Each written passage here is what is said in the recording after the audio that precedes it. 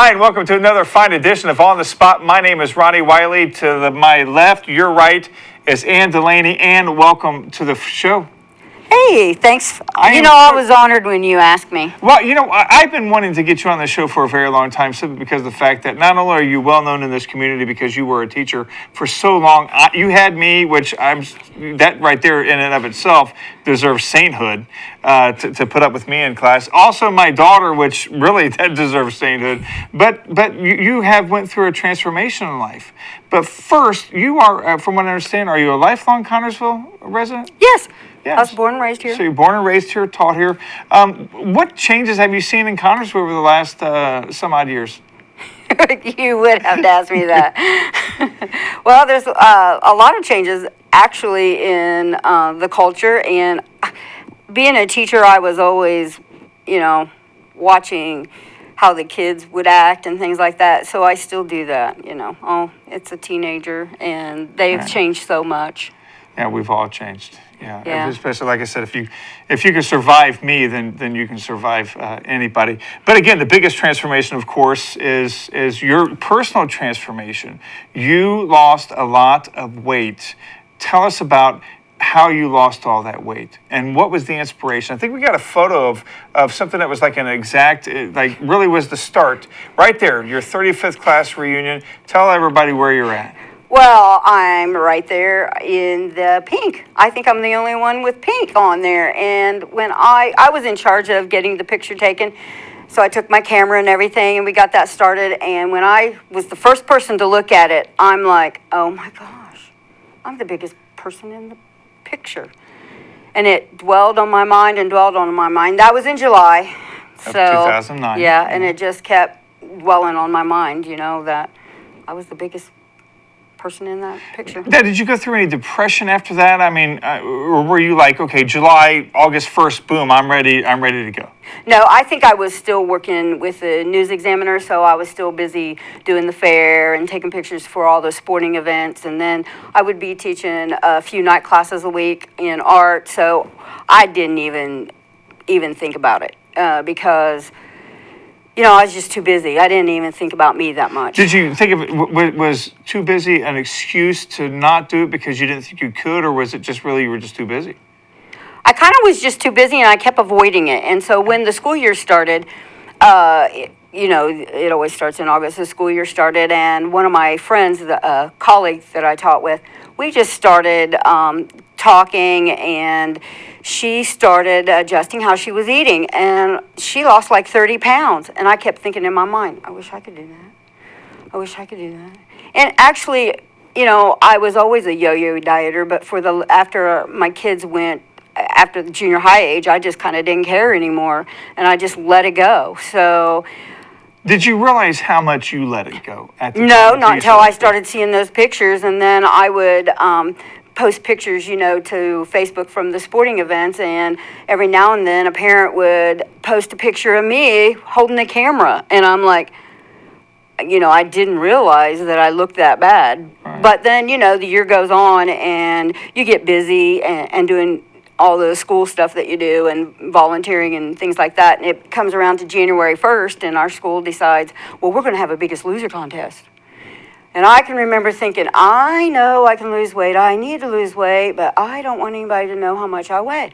So the person who was in charge of it that was going to weigh you was like, a size 3 or 4, a woman. Really makes you feel good, doesn't it? I thought, I don't know if I can trust her, and I remember it was the day that you were going to weigh in. I had still decided that I wasn't going to do it. And then all of a sudden I thought, oh, well, you might as well. And I'm one that tries not to fail, and I usually don't get myself involved in anything unless I know that I can be a success. Yeah.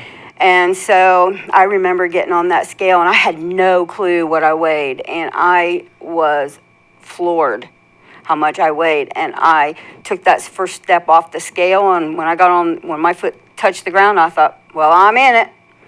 And I was going to try to win that contest then. Totally well, changed. Then I didn't know what to do, so I got online and started looking up information on how to lose weight fast, and stuff like that. Actually, I didn't win the Biggest Loser contest. I think overall you have. Yeah, but I didn't win that year. But anyway, I had an elliptical at home. And every now and then I would get on it. So I'm going to get on that elliptical every day. I'll get on that. And I would get on there for 45 minutes. I'd be so out of breath. I can remember, how you have to pump your arms. I'd pump this arm, then I'd pump this arm, and then I'd just hold on, just to conserve energy. So I would do that, and then I was still covering sports. So, right as soon as school was out, hurry home and get on the elliptical and then go to whatever event I was going to cover. So it became a routine.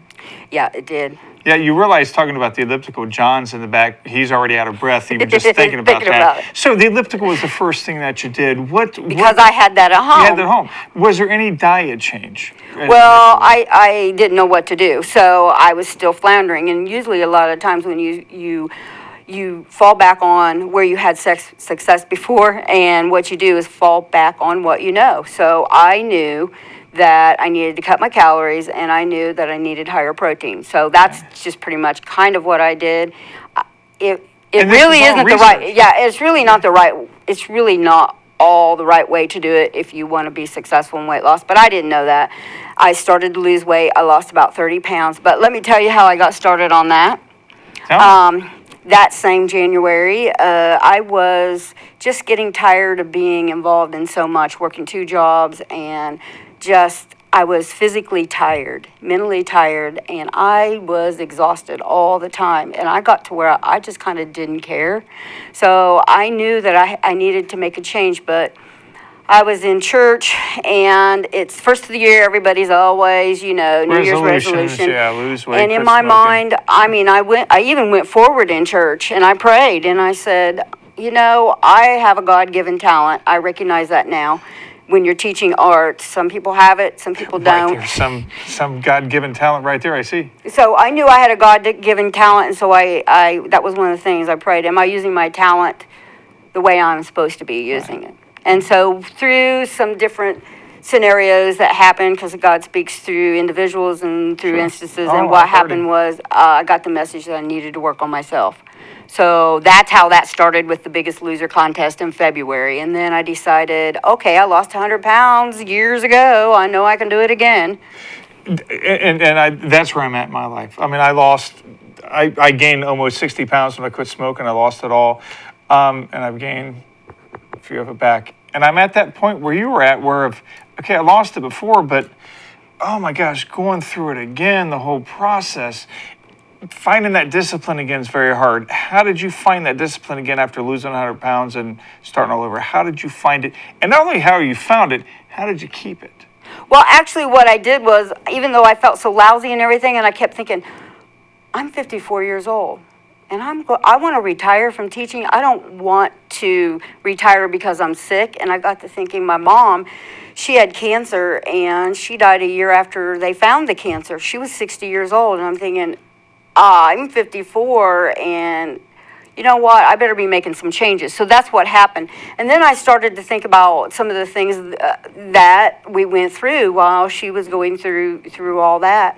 And one of the things that helped me the most was my art.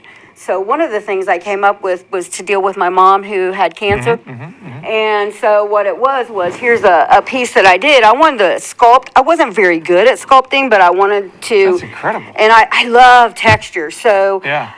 I did this, and I can tell you exactly the month. It was in October, and it was when I finally, figured out that, I don't think she's going to survive this sickness. And so I started thinking about my mom and started thinking about some things. And each time, so I sculpted this and put this on the side, and I had to figure out how to do some of the proportions and things like that. And it was a lot of trial and error. But then as I'm thinking about that, I'm thinking about my mom, and then this is like a tree, and it's like the foundation that she gave us. And so I have a lot of symbolism going on in a lot of the art that I like to do. And then I had each one of these. You can see that there's a person here and one here. And so those are my sisters. And then I have a baby sister that is 13 years younger than me. And you can see that she's peeking out from the back here of the skirt. So that was symbolizing the girl power in our family. I mean, you know, your my dad's dad, a saint, right? Yeah. And so anyway, so that's that. And So, then, and how long ago was that? gosh, I don't go by years. It was like 18 years ago. Oh, wow. So this is how long ago Wow. that I then started investigating art therapy. And I thought, you know what, that helped me heal, that helped me be so even and able to keep focused on my job and things like that, even though all that other turmoil is going on in our life.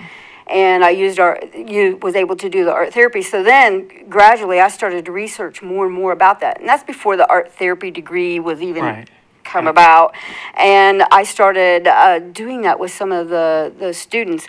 I did an action research where we took some students and they had some emotional problems.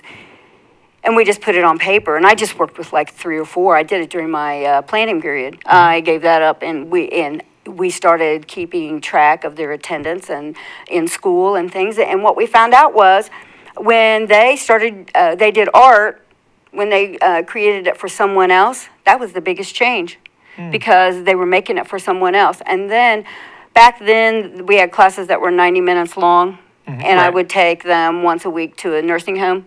And they did art therapy with some of the patients there, and they would just sit there and do some of that. So we had 90 minutes. We'd rush over there, and then they'd spend like 35 minutes. And a couple of the kids got attached to an adopted grandma, you know, and they started visiting them on their own time. So then I decided or figured it out that when they gave to the community or they gave to someone they didn't know, that they improved even more. Oh, sure. So I started using some of those kinds of things in the clubs that I was with and things of that with the kids. But anyway, after my mom passed away, there came a time where, it's like I felt peaceful again. Right. And so this is one of the pieces. And I feel like this now. It's like everything's smoothing. It's just like a little pebble that you drop into a creek or whatever, and the ripples, and it's very calming and very like soothing. You said the song "Peace Like a River." Peace like a river, and that's what this reminds me of. And so that's where I feel now, in my life. So that's where that started. So when I started to lose the weight, all I did at first was exercise, but then you start becoming introspective and you start thinking, why do I feel this way? Why do I not like myself? And you start thinking that way. And so I started putting it on right the very first month, started putting things down on paper and kept things. So I have a whole journey on this book. Yeah. And so I have some things marked. Like one of the things, and you can see that, I don't know if you can see, can you see it? Oh, I'll pull it up here. I don't know if you can because of the bright light. Yeah, maybe not. No, you can't. It's some hands that are kind of overlapping.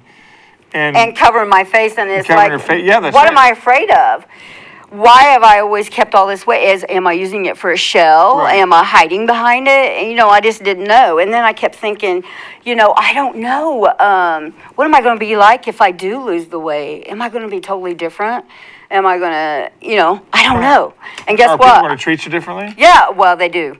But anyway, so anyway, and then I started to just keep things down, and I read and like Dr. Oz, stuff on TV, and I would see that, and he said that the most successful people were those who kept a journal, kept track, and so I started doing that, started keeping like a diary of the foods I ate that day, good or bad, the type of exercise I did, how much sleep you got, because sleep affects it. And I gradually started to lose the weight. Well, you know me, I told you I didn't get involved with anything unless I was going to be successful at it. So I was pushing more and more, and my elliptical broke. So I thought, now what am I going to do? So anytime I was on the academic team, I was a coach, and we would go away, and we'd drive by down Western. There was that gym on the side that had all those windows, and I thought, if my elliptical breaks, I think I'm going to go in there. because people were always exercising. So you had been doing this for quite a while before you went to that gym with the windows. Yeah. Yeah. So Yeah, I went in there about 3 months, and I how had much already had you lost? 30 pounds, 30 on pounds. my own. Yeah. So I went in there, and I thought, I was so ashamed. They tell me I was very stuck up, that I didn't talk to anybody, that I'd bring a book and I sat on the bike and I'd pedal and just read a book like this. Well, I did. And because I was so ashamed of myself, I thought, how could anybody care? I felt so awful about my, having the excess weight on. And you could see in the reflection at night. Oh, yeah, right. Yeah, when you're pedaling and stuff, Yeah. you could see the reflection of yourself. So it took me a while to get over that. And then, of course, it was at the end of the school year. And I started to think, okay, I'll just hang on with this 30-pound loss, and I'll just keep where I'm at right now, and I'll do what I know. And then when school's out, I'll really learn more. Right. So when school was out, I started with a personal trainer. Which I find that amazing, because here's what I do whenever I tell myself, okay, Monday, since I ate a lot during the July 4th weekend, Monday I'm going to go ahead and get on my diet. And then when it comes up, I'm craving stuff that I shouldn't crave. And so it's amazing that you were able to say, okay, I'll do it then, and then that you kept that discipline and didn't find an excuse not to go. No, because, when I got in that Biggest Loser contest, and I thought, well, if you're going to lose weight and you've lost 100 pounds before, then you can lose 100 pounds. And you can do it in a year because you see it on TV. Everybody can do that. I mean, a lot of people are losing 100 pounds in a year. So I started in February. So I had until February to lose that 100 pounds. So I kept my focus. And then school was out, and I kept going into the gym, and I ended up working with a personal trainer that taught me how to eat, taught me how to work out to lose fat, which was different than what I was already doing. And it was a big change. So by the time I started training with that person in January, by the time February came, I had to go through all the holidays, and I had the biggest weight loss in November. Wow. I lost 20 pounds in a whole month of November. I kept track of everything. That's why I know it all. But anyway, you have to. By the time February got there, I thought, I've got 2 weeks left. Am I going to make it? Am I going to make it? And yeah, I lost 100 pounds in a year. And I yep, check that off. And I also have a thing where it says, see yourself. Because my trainer that I had taught me how to visualize. Right. And they would say that your mind is the strongest muscle. And so you need to visualize when you're working out. Visualize what you want to look like. And I remember swimming laps. At the high school, we could swim in the morning, and I remember swimming laps thinking, oh, that stomach's getting smaller and all this, because I was all into the power of the mind. And so I started visualizing myself, losing that 100 pounds. So I made a list of things. At the time that I wrote this, I don't know what size I was, but I know I started with my trainer, I weighed 263 pounds. Mm-hmm. I didn't tell you that at the very beginning when the highest weight I ever weighed was 315 pounds. Let me ask you a question. When did you decide that it's okay to say I was 315? It took me a long time. I'm just, it took me 1 full year to look in the mirror with just looking in the mirror to do your hair and put your makeup on and stuff, to actually look in the mirror and say, hey, I like who I see in there. It took me 1 year. Wow. And so then once I started doing that, then guess what? I started researching more about positive self-esteem, and I started coming up with more and more things to learn about. This sounds like it, and I know it. This is more than just going to the gyms, putting in the sweat, eating the right foods. This totally is a mind transformation. Yes. Total. Well, I also would meet a former student of mine as a psychiatrist, and he told me, he said, oh, Mrs. Delaney, he said, I am so impressed with you. And then I just I see a lot of things on TV where people lose weight. And he goes, you don't understand. He said, there's only 5% of people can lose weight, a massive amount of weight, and keep it off. And do it the natural way. Well, it doesn't matter. To me, I used to say the natural way. But, if you're losing weight, some people need a little something to get them started. Right. But once you get started and you start seeing a change in yourself, you do have to use the power of the mind. You have to continually get the negative, and gradually, anytime of any of that negative talk comes in and said, "Oh, look at you. People are talking about you," or whatever. You have to constantly put that aside. And then I would be losing weight, and I'd look down. Oh my gosh, look how fat that stomach still is, and you've lost all that weight. And it's like, nope. You can't do that. You can't talk about that. Yeah, it's amazing because we were talking before we went on the air. You had mentioned the fact that you said there came a time where I was allowed Yes, to look at myself skinny. Yeah, you feel guilty like you said that you ate yesterday. Yeah. Okay, there's times that you would eat wrong or whatever, and you would think. You would feel guilty. You go through a guilt. So I got to the point where I gave myself permission. Okay, you're going to go over to that cookout, and you have permission to eat potato chips. You have permission to not feel guilty about it because you already know your lifestyle change is that you are going to eat 90% of the time clean, and the rest of it, you can do what you want. But the thing is, you're never going to let that care about yourself go. You're not going to let that care about exercising go, that you want to stay healthy because you like the change, and I do like the change in how I feel, and I like being healthy. So anyway, that's my lifestyle change. I ate pizza every Friday night. It didn't matter. I follow my diet, my nutrition plan that my trainer gave me, but I still lost 100 pounds in a year, and I have pizza every Friday night. Every time, if I go to the movie and I want popcorn, I get popcorn, but that doesn't mean I have to put butter on it. Right. Did your appetite change? I think that's the problem I'm having this time. When I lost the weight the first time, it seemed like, carbs, when I cut out carbs, it was worse than quitting smoking to me. I was seeing corn dogs and stuff floating through the air. I used to dream about food. I did. I would dream about it. I never forget one time I was shared this story with friends of mine, and I need to get back to this discipline. I was in Cincinnati, and I kept seeing a coney dog, so I pulled into one of their coney chili places there in Cincinnati, and I pull in, and I get behind the car, and at this point I had lost like 30 pounds, and I was really wanting to keep on this diet. I lost 10 pounds, and I had about 30. I wanted to lose 40 at the time, but I ended up losing 55. And I thought, I only lost 10 pounds.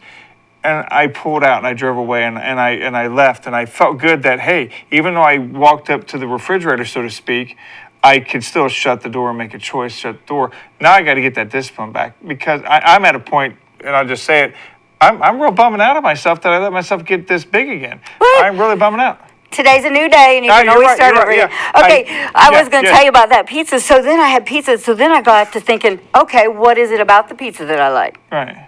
So then I gradually changed. And then, okay, so what is it about, breadsticks that I like? Okay, so I cut those out. Oh, no. So, now I fix pizza on a tortilla shell. Because that's still pizza to me. Right.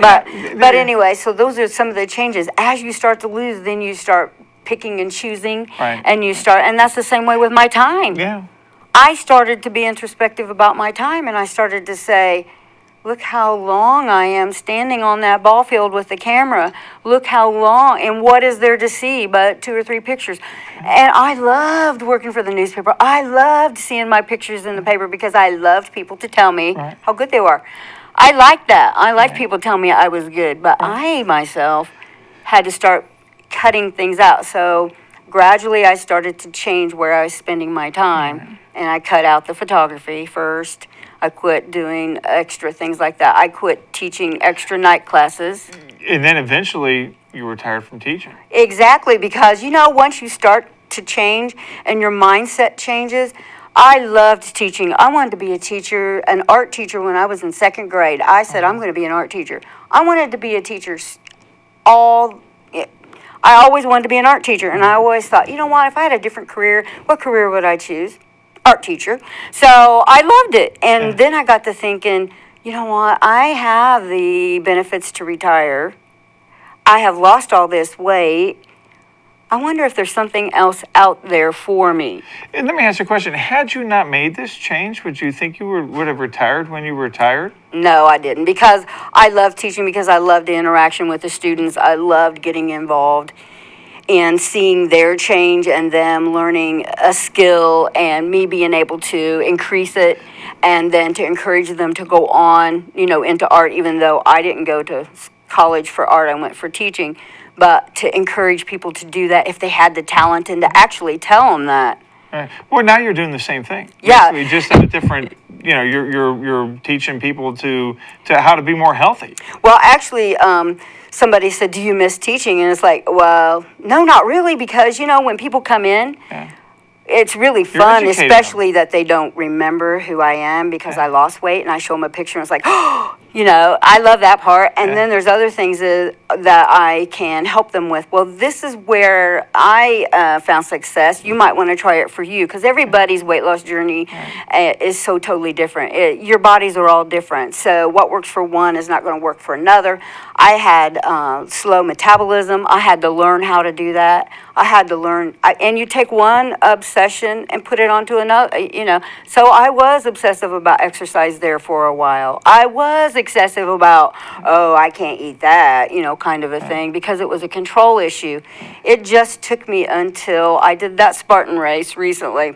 Now, there's a mud race or Spartan race. And we have some photos of the mud, I think, I know. that Justin has back here. It took me over 5 hours to do that Spartan race, and it was out there here. You are right there. Wow, that's so we were over here at what is it, Haspin Acres. Oh, yeah. It rained and rained, and I volunteered in the morning, and then we raced at 3.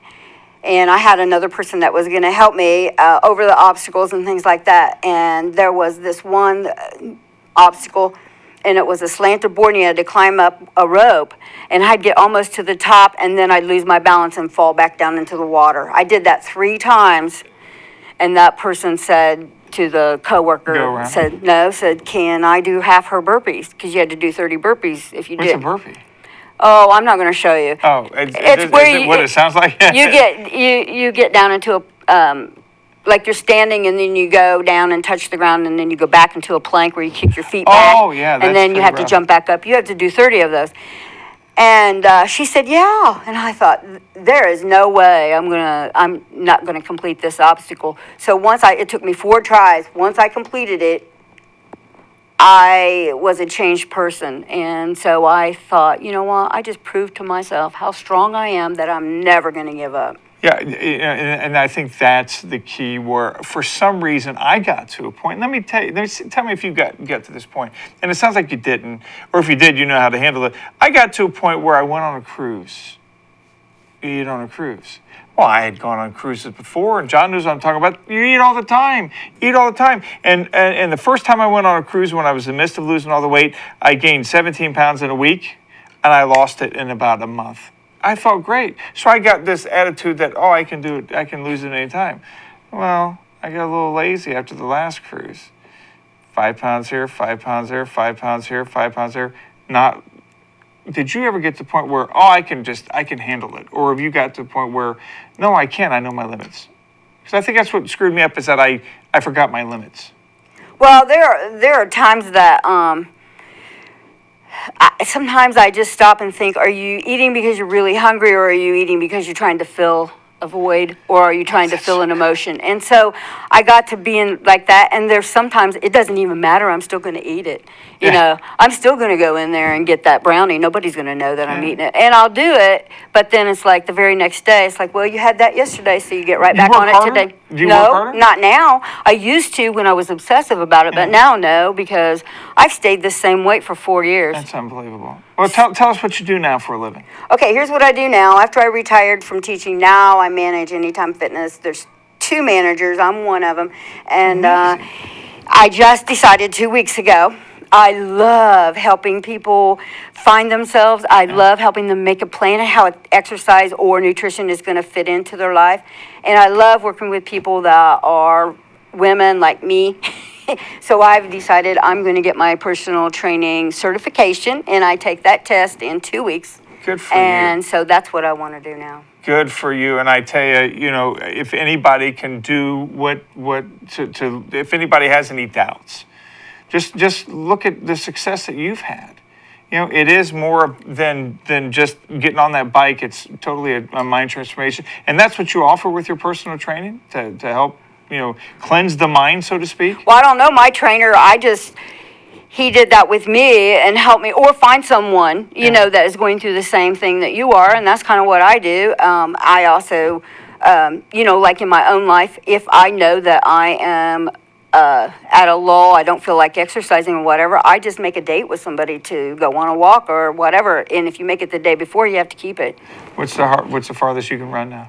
The farthest I've run, I've completed 4 minis, but I have no desire. Are you kidding me? You ran 13 miles all the way? 13.1 Well, miles? I did 2 all the way, and the other I was like, my gosh, you're like 59 years old. You should be protecting so you're not some afraid to say your age now, are No, you? you should be protecting some of those joints. Yeah, So now I run walk if I want to. And now after that Spartan race, I thought, I don't even know I have to prove to anybody anymore. I don't even have to do any more races. You don't. I tell you what, we got to get ready to go. Half hour's blown by, but I tell you, I need to come and see you so that way the months that we're doing this show, I don't look like I got a yellow tint on. I need to get back into shape. So God bless you. And we got to give a shout out to Mike. We know Mike has been ill. Your husband, a great guy. Mike, we love you.